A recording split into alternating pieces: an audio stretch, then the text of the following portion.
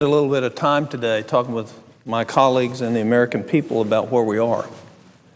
And I don't know of a better sign about where we are than this sign.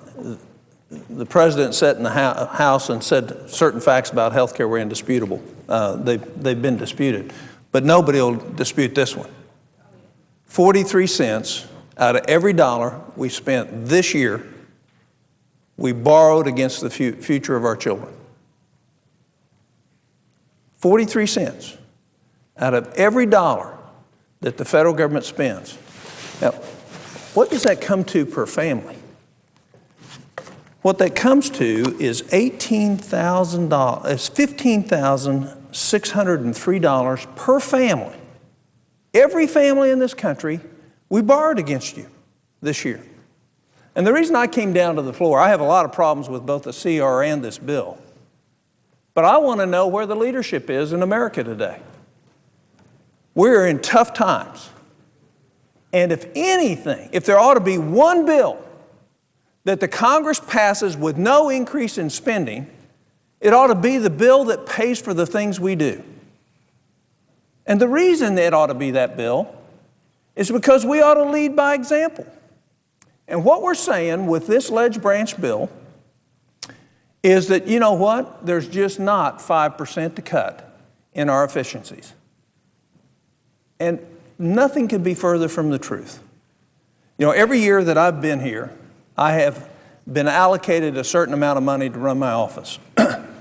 In no year have I turned back less than 18% of that money, $460-some thousand bucks, back in. We didn't spend it because we know how to run things efficiently and effectively. That's a misnomer for the federal government as led by the Senate, as exampled by this bill. So what have we done so far this year? Here's what we've done. Here's where the 2009 increases were. Here's what we're proposing this year. And this doesn't take into account any of the money that we spent in the stimulus or any of the money in the emergency appropriations that we passed that we want to increase the baseline. So what have we done? Last year, we increased our own budgets by 10.88%, 11%. Inflation was minus last year.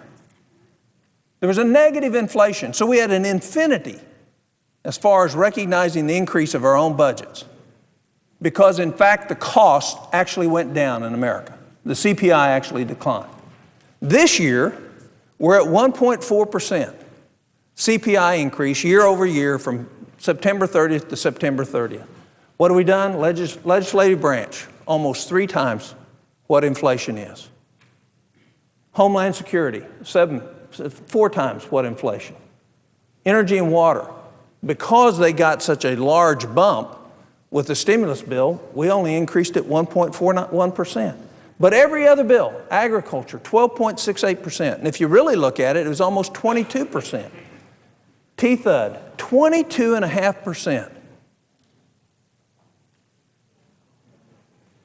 Interior, 16.28%. And here's the inflation rate. So what the American people ought to be asking is, where's the leadership? I don't fault the chairman of this committee. He's given a number and he's supposed to meet it. But I fault our leadership. The fact is things are never going to change till we model the behavior that's going to set the example to cause everything else to change. And when we don't have the self-discipline and we don't have the courage to make hard choices in the running of our own offices and our own facilities, how can we ever expect anybody else in the rest of the government to do that? Now, you just heard Senator DeMint talk about what kind of shape we're in. Our debt today is $11,790 billion. That's going to double in the next 5 years. It's going to triple in the next 10. Medicare's unfunded liability, just for Medicare alone, is $89 trillion. What are we doing? Why are we not, Democrats and Republicans alike, why are we not coming back and saying the problem is in our leadership? The problem is the example we set. We can't even hold our own expenses flat in a time when the rest of the country is making the most difficult choices. Every family, every business, they're on tough times, and we're flying through it. Because the money, well, we don't have to lead by example. We don't want to have to make hard choices. There's something lacking in America today, and it's sorely lacking. And the trouble we're in isn't partisan. It's not one party or the other party. It is the combined leadership of this country that fails to recognize the depth and severity of the problems that are before us, and then compounds it by not making the hard choices and leading by example to give us a result that will change that path. No other appropriation bills have passed Congress. There's been no conference reports passed for this year. And the one that we are going to pass is the one for us. That doesn't fit with any sense of reality to the average family in this country. And so today it's released that we have a 16% approval rating. That's way too high. That's way too high. Leadership is about sacrifice. It's about giving up so somebody else can gain. And we have none of it in any of these appropriation bills that we've passed, but have not gone to the president because we don't have conference reports. And then we have the gall to bring our budget at 3 times the inflation rate for us and pass it as the only one. Everybody else is going to be frozen out there with some minor exceptions in the CR.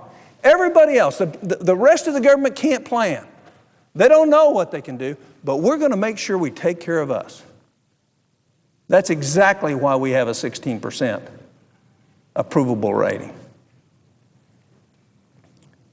You know, I struggled a long time with whether or not I would seek my seat in the Senate again. And quite frankly, I came down to the fact that other than 3 or 4 of us, nobody in the Senate is speaking about the real long-term problems. Nobody's thinking long-term. What we're thinking about is short-term parochial instances like the $200,000 that the chairman put for his own state as an earmark. $200,000 may be a great project. Now's not the time to do that. It is not the time. It sends a signal to the rest of America that I'm going to take care of me and to heck with you. It's the wrong message. And yet we're going to do it anyway. We're going to say, oh, well, never mind, it's a good cause. $200,000, doesn't matter. You know, when we're growing up, our parents try to teach us a lot of things. And it really becomes the small things that are important. And this is a small bill compared to all the other bills that we're going to pass. The Ledge Branch bill. It's a small bill. But it's big on symbolism. Because this is never going to change till we change. And the symbolic act of passing this bill, where we're increasing our own expenses 3 times the rate of inflation, when most people in this country are spending less money on everything they do, some by choice, some out of fear, and some out of absolute circumstances that they have no control over. And yet we pass a bill for us that makes us look absolutely foolish in the Americans' eyes. America gets it, we don't. This is an embarrassing time for us as a country. And the reason is because there's a dissonance between what the American people expect and want out of Congress and what we're delivering. And it's not Republican or Democrat. People are scared. What's the future like? Well, I can tell you what the future is going to be like.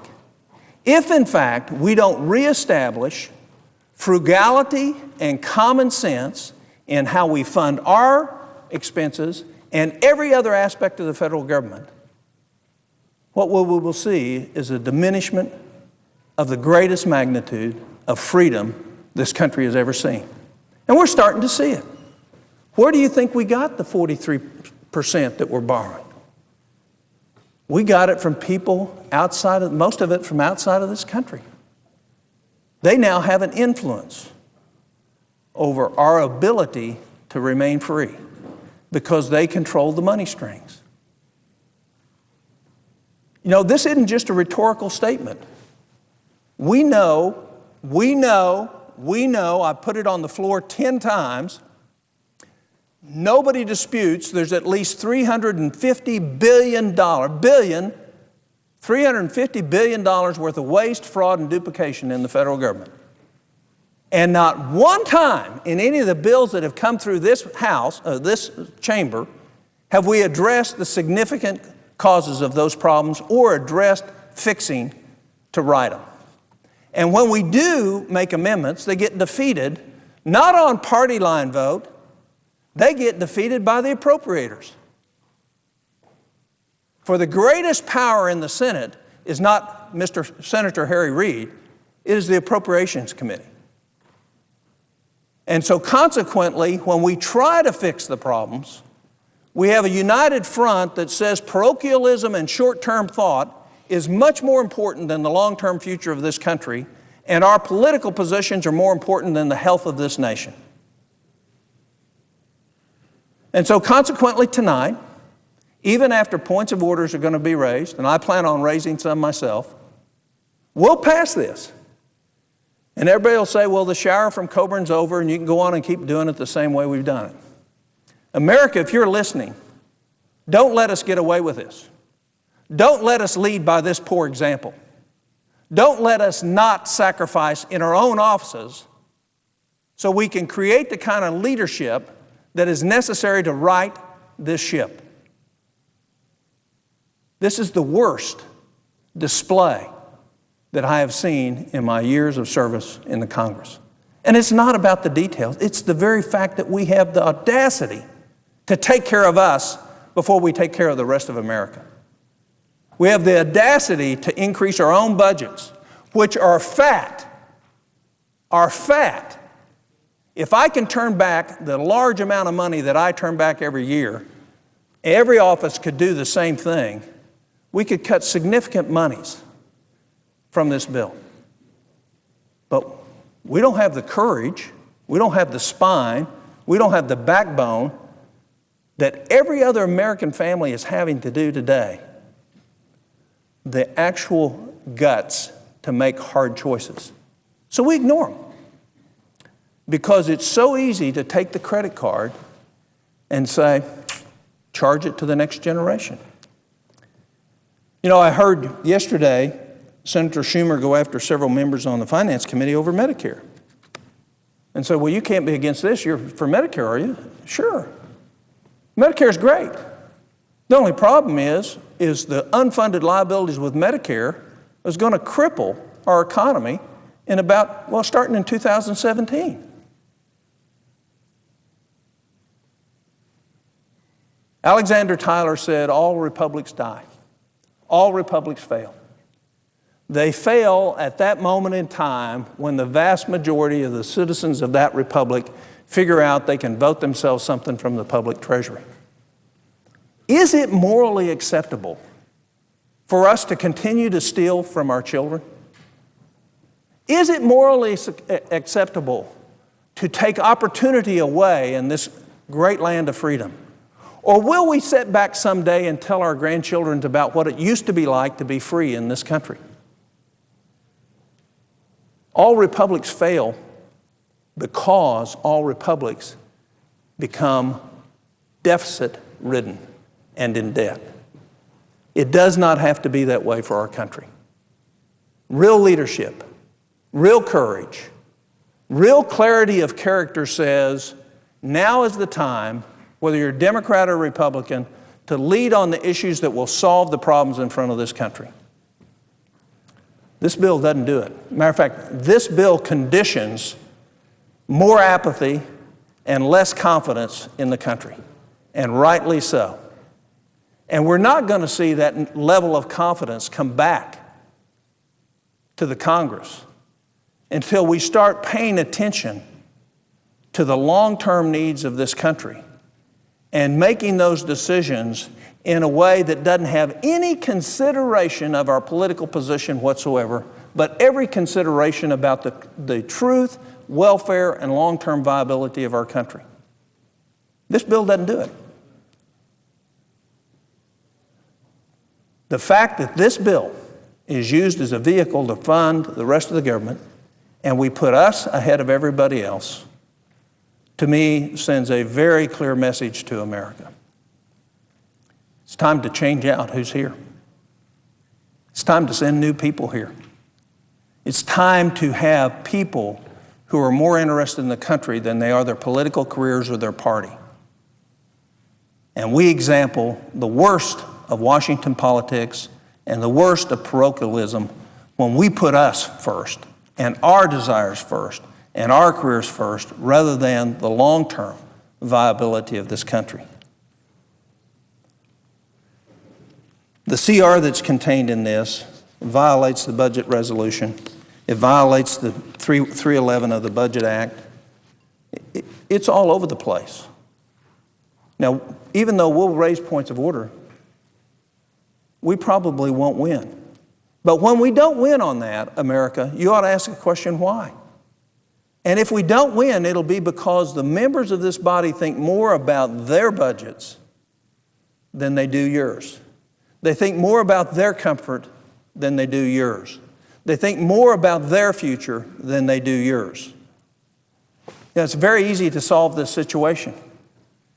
What should happen is the ledge branch should be frozen like everybody else in the country. And we should pass bills coming out of conference committee as soon as we can, and we ought to work hard on doing that. And then we ought to pass a CR tonight that's free of this, that doesn't violate the Budget Act.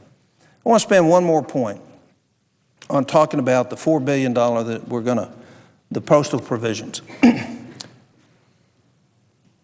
There are a lot of great people that work for the United States Postal Service. There's no question about it. They are a victim of technology today, more so than anything else. The fact is we use electronics rather than the mail. And the first-class mail volume and the volume for other second and third class items is going to go down. And there's nothing the post office is going to be able to do to turn that revenue around. There's nothing. And that's not the average postal worker's fault. But in the postal portion that came out of the Homeland Security Committee was a very key component that has been ignored in this CR. And that was this, is that when they negotiate labor rates in this next round of labor rates, heretofore they've never taken into consideration the financial health of the post office. Now, some of us find that kind of strange, but they never have. And there was an amendment that was agreed to in the committee that says this time when you arbitrate the language for the Postal Service employees, you have to consider the health of the post office because that's where the revenue comes. Well, that's been conveniently left out of this CR. It passed out of committee, yet we didn't put it here. Now, what does that mean for the post office? That means when we go to negotiate the labor agreements, the fact that the post office is going to lose $8 or $10 billion next year, they're going to lose at least 8 this year, maybe even 12 or 14 next year, that won't be any consideration in evaluating the labor contracts. Any other business whose revenue is declining rapidly, that ignores the revenue side and ignores expense increases, is sure to fail. And as Senator DeMint said, this is the third time in 5 years that we've tried to put a patch on the United States Post Office. And this patch is only going to last for 1 year. It's not going to solve anything. And we're going to ignore the hard choices that need to be made both by the postal employees and the post office in making the hard choices to fix it to where it's not a drain. That's what I'm talking about, the failure to lead, is we duck the hard problems. We don't want to offend anybody. What we have to do is we have to start thinking long term. We have to start being about a vision of America that is financially healthy, and we have to swallow the hard, tough medicine of getting there. We are setting an example with this bill that says, we don't care. It doesn't matter.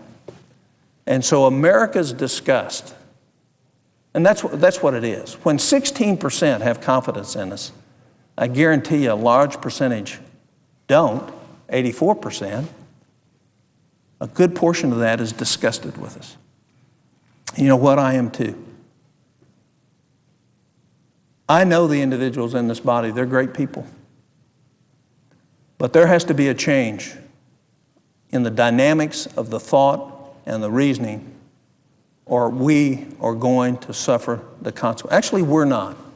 Our kids are going to suffer the consequences. End with this point.